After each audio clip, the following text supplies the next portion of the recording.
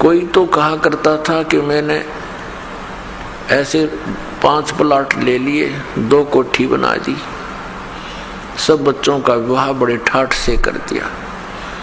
मैंने बहुत परिश्रम किया, मेहनत की और जिससे धन प्राप्ति हुई।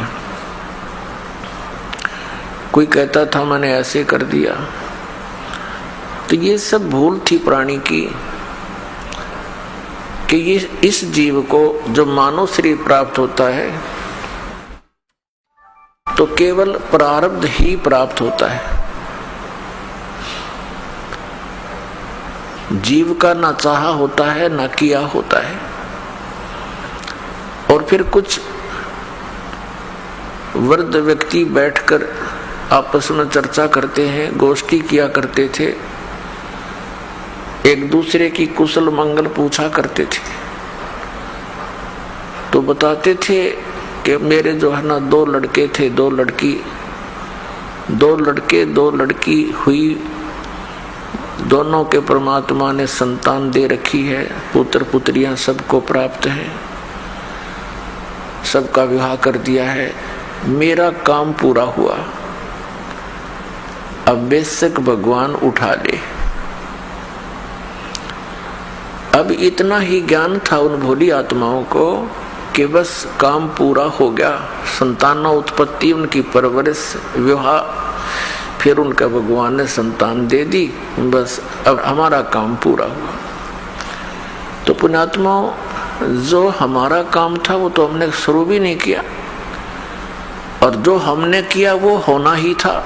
जिसको हम ये सोचते हैं कि हमने किया वो तो आपको प्राप्त ही होना था। जैसे विवाह के पश्चात परिवार का भी और साथ में जिन बच्चों का विवाह हुआ है उनका एक ही मनोरथ होता है कि भगवान पुत्र दे, क्योंकि हमने अज्ञानता के कारण पुत्र और पुत्री में बहुत भेद मान रखा था।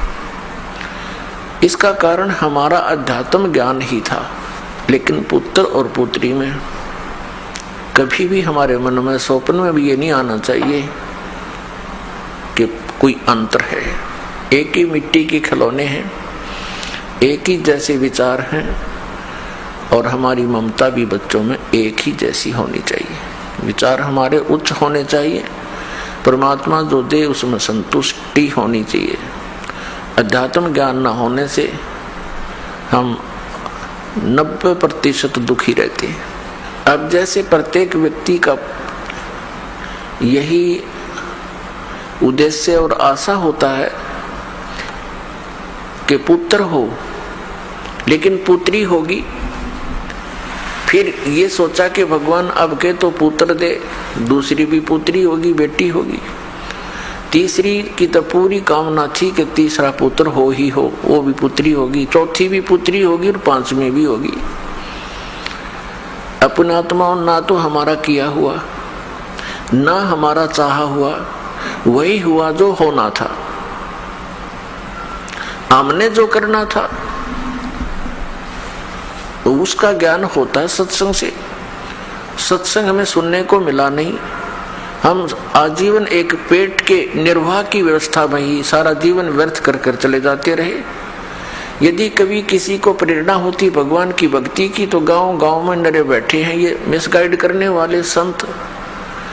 कोई किसी ने मंदिरों तक सीमित कर दिया, किसी ने समाध तक सीमित कर दिया, किसी ने मस्जिद तक, किसी ने गुरुद्वारे तक सीमित कर दिया।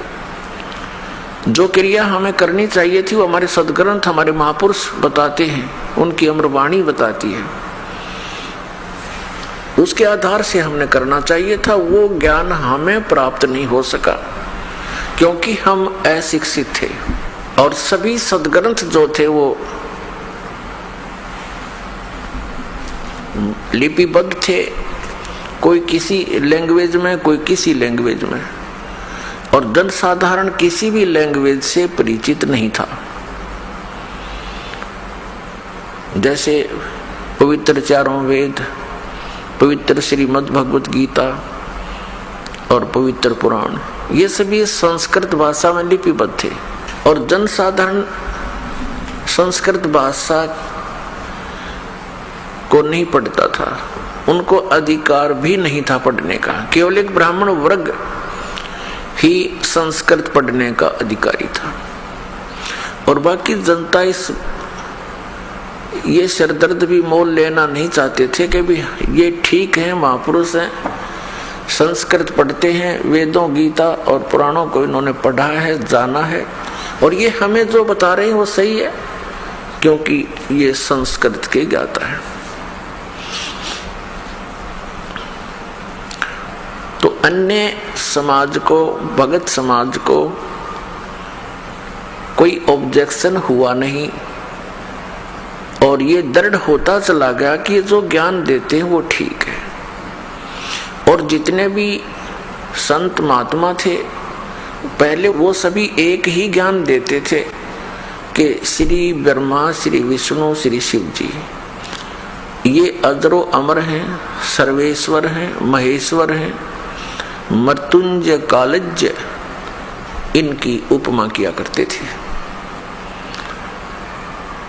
और इन्हीं की पूजा यानी श्री विष्णु जी और श्री शिव जी की पूजा और साथ में फिर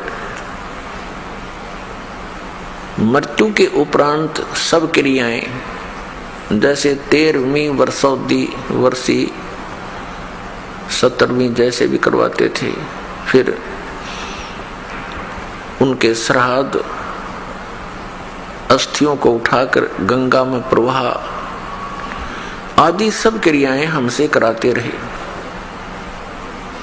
तो हमारी एक परंपरा सी बन गई और विदाउट ऑब्जेक्शन बन गई क्योंकि सभी यही क्रियाएं हम कर रहे थे और सभी महापुरुष जो भी प्रवचन करता थे, सत्संग किया करते थे, इन्हीं की, सुदामा और श्री कृष्ण जी की, श्री राम और भीलनी की और रावण के वध की, कंस के वध की, ये कथाएं हमें सुनाया करते थे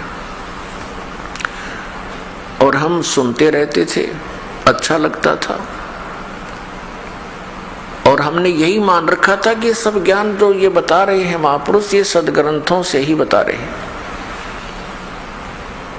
और हरे राम हरे कृष्ण, राम राम हरे हरे, ओम नमः शिवाय आदि, ओम भगवते वासुदेव नमः, इस तरह के ये मंत्र हमसे जाप कराया करते थे।